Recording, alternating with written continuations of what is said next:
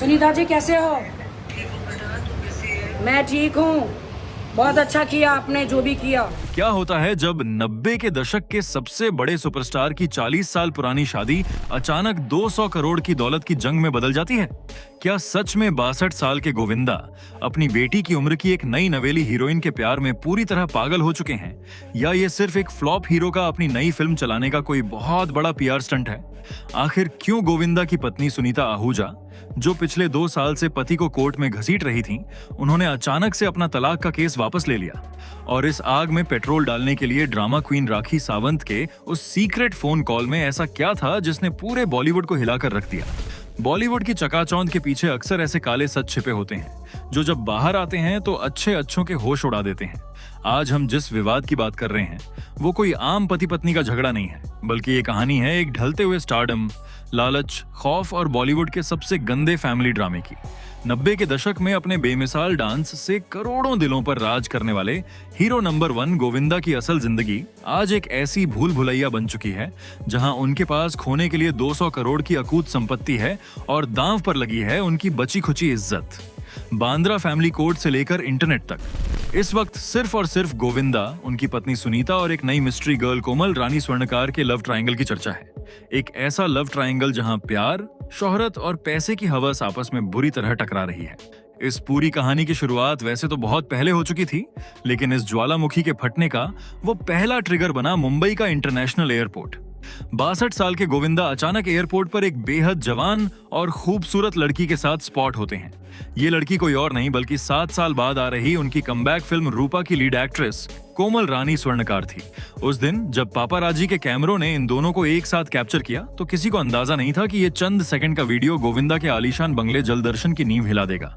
गोविंदा और उनकी PR team इसे भले ही अपनी फिल्म का प्रमोशन बता रहे हों, लेकिन उनकी पत्नी सुनीता आहूजा की नजरों में यह सरेआम धोखा था। सुनीता हमेशा से अपने तेज तर्रार अंदाज के लिए जानी जाती हैं, और इस बार जब उनका सब्र टूटा तो उन्होंने गोविंदा की इज्जत की धज्जियां उड़ाने में कोई कसर नहीं छोड़ी। एयरपोर्ट की उस घटना के बाद सुनीता का जो बयान आया उसने पूरी इंडस्ट्री को सन्न कर दिया। सुनीता ने खुलेआम अपनी भड़ास निकालते हुए गोविंदा को एक शुगर डैडी तक कह डाला। क्या बोलने का, बेटी की उम्र की लड़की को ले लेके घूम रहा है, शर्म तो आना चाहिए थोड़ा इसको, तो भी स्टैंडर्ड तो होना चाहिए। शुगर डैडी इतना अमीर है, कपड़े तो ढंग का पहनो। उन्होंने सीधा वार करते हुए कहा कि एक 62 साल का आदमी अपनी बेटी की उम्र की लड़की को लेकर दुनिया भर में घूम रहा है और इसे फिल्म प्रमोशन का नाम दे रहा है। सुनीता का दर्द और गुस्सा इस बात से छलक रहा था कि बिना किसी नामी डायरेक्टर या बड़े प्रोडक्शन हाउस के गोविंदा सिर्फ इस नौसिखिया लड़की के साथ अपना वक्त बिताने के लिए फिल्म बनाने का झूठा ढोंग रच रहे हैं। उन्होंने कोमल की हैसियत पर भी सवाल उठाया और कहा कि अगर तुम्हारा शुगर डैडी इतना ही अमीर है तो कम से कम कपड़े तो ढंग के पहनो, हमारा क्लास देखो कि हम किस तरह से चलते हैं। सुनीता ने तो यहां तक कह दिया कि विनाश काले विपरीत बुद्धि यानी गोविंदा का दिमाग अब पूरी तरह से खराब हो चुका है। ये सिर्फ एक पत्नी की ईर्ष्या नहीं थी, बल्कि ये उस औरत की चीख थी जिसने 40 साल तक अपने पति के हर अच्छे बुरे वक्त में उसका साथ दिया और अब वो उसे किसी और के हाथों छीनते हुए देख रही थी। सुनीता के इस भयंकर गुस्से के पीछे की असली कहानी कुछ और ही थी, और जब वो राज खुला तो सबके पैरों तले जमीन खिसक गई। दरअसल यह विवाद एयरपोर्ट पर शुरू नहीं हुआ था, बल्कि इसकी पटकथा 2 साल पहले ही लिखी जा चुकी थी। 19 अगस्त 2026 को सुनीता आहूजा अपने बेटे यशवर्धन के साथ बांद्रा फैमिली कोर्ट के बाहर स्पॉट की गईं। मीडिया से सिर्फ इतना कहा कि वो वहां बर्थडे मनाने आई हैं, लेकिन कोर्ट में कोई बर्थडे नहीं मनाता। अंदर की खबर यह थी कि 5 दिसंबर 2024 को ही सुनीता ने हिंदू मैरिज एक्ट के तहत गोविंदा पर व्यभिचार यानी एडल्ट्री, क्रुएल्टी और उन्हें छोड़ देने का आरोप लगाते हुए तलाक की अर्जी दाखिल कर दी थी। लेकिन सबसे चौंकाने वाली बात यह थी कि 19 अगस्त को सुनीता कोर्ट में उस तलाक की अर्जी को आगे बढ़ाने नहीं बल्कि उसे वापस लेने गई थी। जिस औरत ने 2 साल तक पति के खिलाफ क्रूरता का केस लड़ा, उसने अचानक अपने कदम पीछे क्यों खींच लिए? इस गहरे राज से पर्दा अगले ही दिन उठा, और वो भी एक ऐसे तमाशे के रूप में जिसकी कल्पना कोई नहीं कर सकता।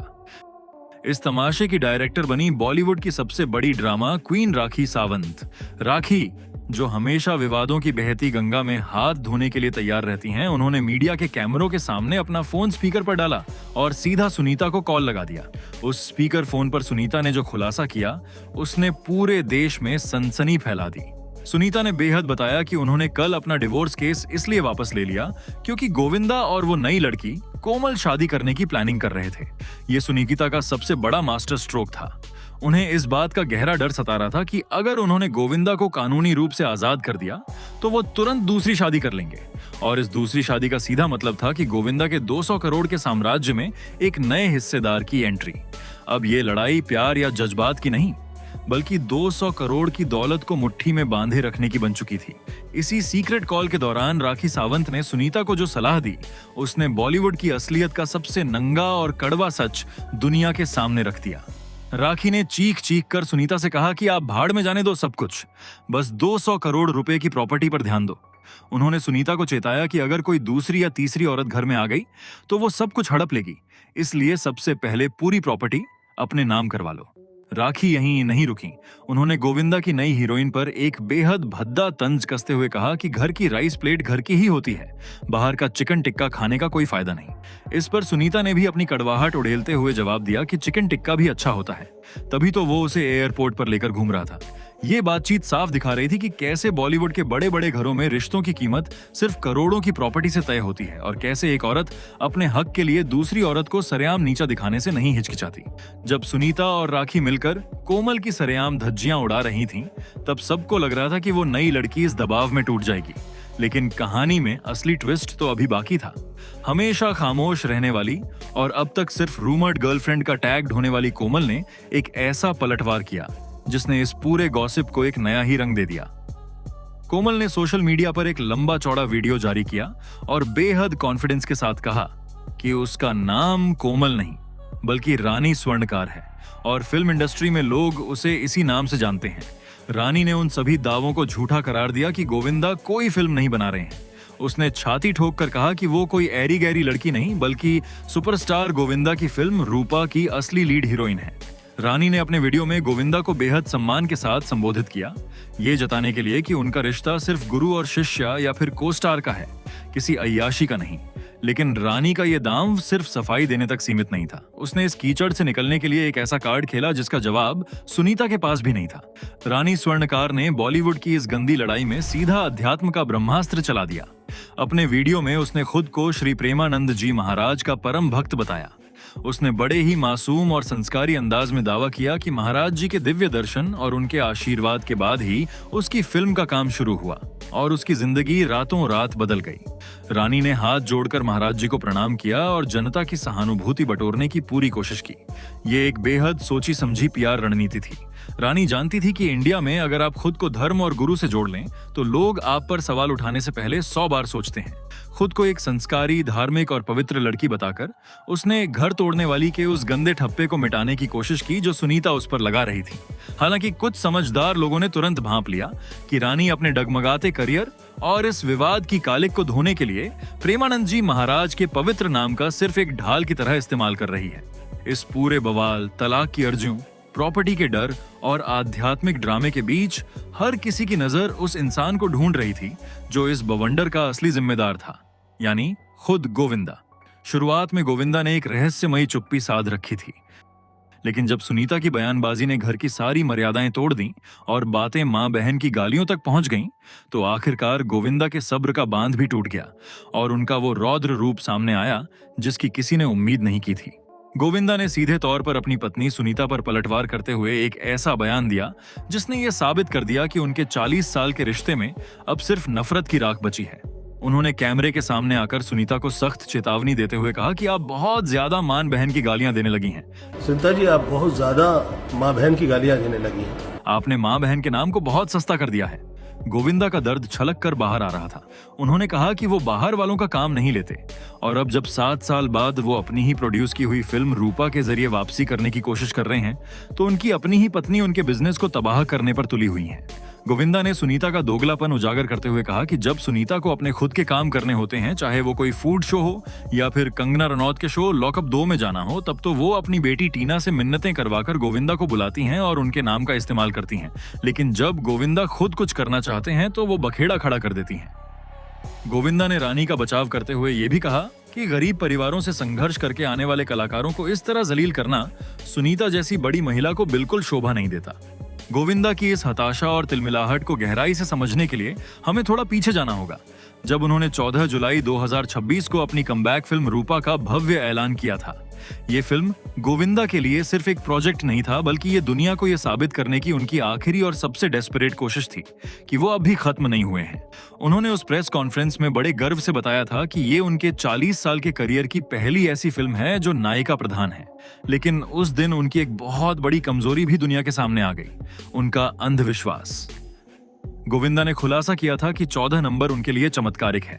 उन्होंने 14 साल की उम्र में इस पर विश्वास करना शुरू किया। एक हफ्ते में 14 फिल्में साइन की, 14 साल तक सुपरस्टारडम भोगा, 14वीं लोकसभा के सांसद रहे और फिर पिछले 14 साल से एक भयानक संघर्ष झेल रहे हैं।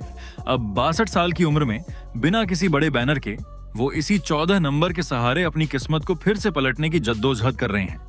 इसी हताशा में उन्होंने रानी स्वर्णकार जैसी एक नई लड़की पर अपना सारा पैसा और दांव लगा दिया है, जो सुनीता की नजरों में एक बहुत बड़ी बेवकूफी और बर्बादी का संकेत है।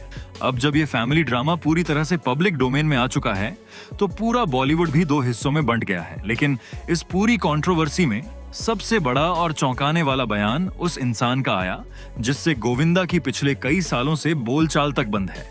हम बात कर रहे हैं गोविंदा के सगे भतीजे कृष्णा अभिषेक की। जब कृष्णा से गोविंदा और सुनीता के इस तलाक और अफेयर के ड्रामे पर सवाल किया गया, तो उन्होंने बिना झिझक के सारी अफवाहों को सिरे से खारिज कर दिया। कृष्णा ने बेहद कॉन्फिडेंस के साथ कहा कि यह मुमकिन ही नहीं है, वो दोनों कभी भी एक दूसरे से तलाक नहीं लेंगे। कृष्णा का ये बयान इस बात का सबसे बड़ा सबूत है कि भले ही इस परिवार में कितने भी गिले शिकवे क्यों ना हो, अंदर के लोग बहुत अच्छी तरह से जानते हैं कि 200 करोड़ के इस भारी भरकम साम्राज्य को तोड़ना इतना आसान नहीं है। जब तक गोविंदा खुद आकर कैमरे के सामने पूरी सच्चाई को बेनकाब नहीं करते और ये स्पष्ट नहीं करते कि रानी स्वर्णकार के साथ उनका रिश्ता सच में सिर्फ एक फिल्म तक सीमित है या इसके तार उनके दिल की गहराइयों तक पहुंच चुके हैं, तब तक गॉसिप का ये बाजार ऐसे ही गर्म रहेगा। दोस्तों, पर्दे पर हंसने हंसाने वाले इन सितारों की असल जिंदगी कितनी उलझी हुई और डरावनी हो सकती है, ये इस कहानी ने साबित कर दिया है। और जाते जाते आपके लिए एक सबसे बड़ा सवाल, इस पूरे मामले को देखने के बाद आपको क्या लगता है? क्या गोविंदा सच में अपने ढलते करियर के लिए एक नई लड़की का सहारा ले रहे हैं? इस वीडियो को तुरंत लाइक और शेयर करें। बॉलीवुड की ऐसी ही मसालेदार खबरों से लगातार जुड़े रहने के लिए चैनल को सब्सक्राइब करना और बेल आइकॉन दबाना बिल्कुल न भूलें।